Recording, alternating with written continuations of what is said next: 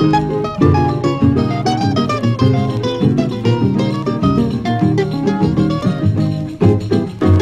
nome é Felipe Rezende Santos, eu sou nascido em Campos do Jordão no dia 11/11 de 1980.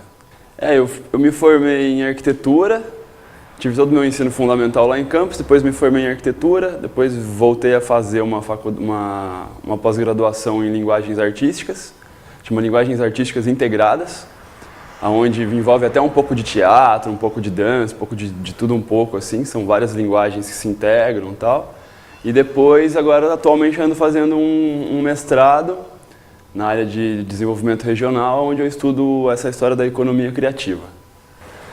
Eu vejo que a cidade, ela se integra com a arte ao longo de toda a história, tanto da cidade quanto da arte, de diversas maneiras, né? Então, você tem desde da arte pública, você tem desde o nascimento das imagens, na antiguidade, os monumentos, a arquitetura monumental também, que tinha muita arte agregada ali por conta de simbologias e tudo mais. A gente pega lá, sei lá, no Egito, você tem todos aqueles murais, aqueles painéis que são de certa forma artísticos, né? Então a cidade e a arte, ela tem essa relação intrínseca até no seu próprio espaço construído da cidade, e também é ela que abriga os artistas, né? Através dela que os artistas enxergam às vezes o mundo. Ela é um ambiente que proporciona, né, essa visão. Então muitos artistas usaram muito a cidade como tema. Hoje em dia artistas usam a cidade como suporte, como espaço para expor o trabalho. Então a relação, acho que é bastante intrínseca, assim, né?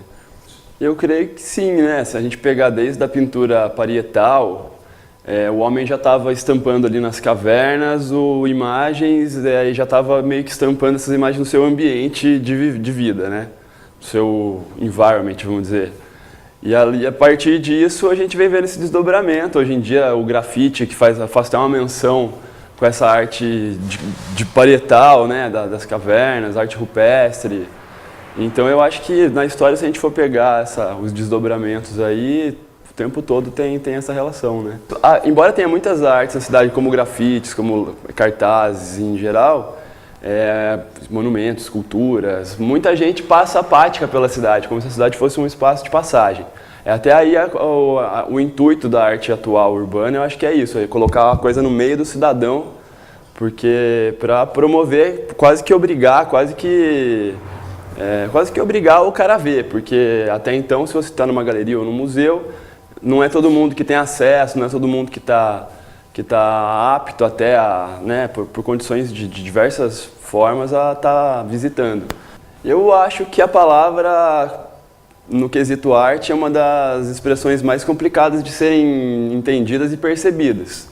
Eu acho que a imagem, para o leigo, de uma forma geral, ela é mais pronta.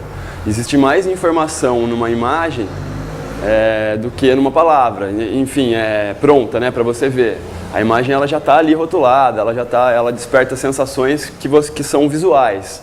Enfim, as relações cerebrais, mentais, sei lá, psicológicas são um pouco mais prontas, mas não também mais fáceis de ser percebíveis, vai depender muito.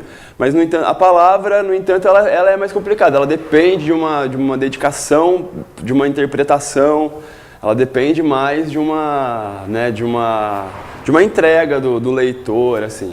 Tem até uma brincadeira, uma poesiazinha que eu escrevi que é vá lendo imagens e escrevendo palavras, mas aí na verdade é uma brincadeira, vá lendo imagens, se ler imagens, e escrevendo palavras, né?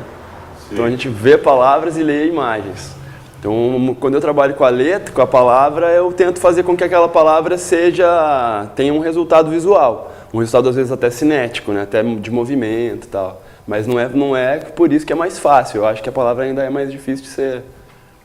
Eu acho que o artista urbano, eu acho que não tem muito essa dissociação, porque o artista urbano, ele não, antigamente o cara pintava um quadro no ateliê e depois esse quadro ia parar numa parede específica, existia uma obra única.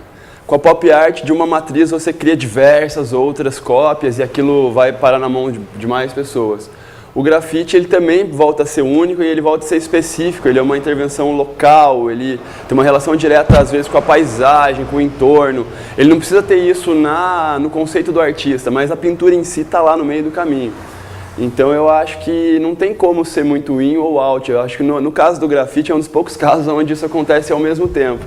Que o artista ele tá na cidade, ele pinta para a cidade, com a cidade, todas essas coisas mais ou menos ao mesmo tempo, eu acho. E eu me vejo que eu tô... É out porque muitas vezes as pessoas não encaram aquilo como arte, então não vislumbra o grafite como uma arte, não é tão bem aceito ainda, e acho que a gente ainda está nesse processo, ainda se confunde com a ideia do picho, com a ideia, com essa questão. Muitas vezes o grafite não é feito com autorização, então muitas pessoas não veem ele com bons olhos. Ao mesmo tempo ele é in porque ele está gradativamente sendo entendido como arte, exatamente isso que eu acabei de falar, que não está acontecendo esse processo, na minha visão. Muito voltado à economia, na verdade, como é que gera riqueza, como é que gera crescimento econômico, desenvolvimento econômico através desse viés da criatividade, da propriedade intelectual, do direito autoral, principalmente. Ou a economia da cultura, que tem a ver com os saberes populares, com os folclores, trabalhar a cultura como um produto. Daí vai envolver um pouco do turismo, vai envolver um pouco, é uma trama de coisas que tá em jogo nesses conceitos de cidades criativas, assim. A educação artística como um todo eu acho fabuloso, porque a arte, como a gente estava falando dos valores, existem diversos valores, existem diversos sentidos, percepções despertados a partir da educação artística, né? Eu gostaria de convidar agora vocês para conhecer algumas coisas que eu andei falando aqui, a parte mais pragmática aí do meu trabalho. Vamos ver quem são esses caras aí.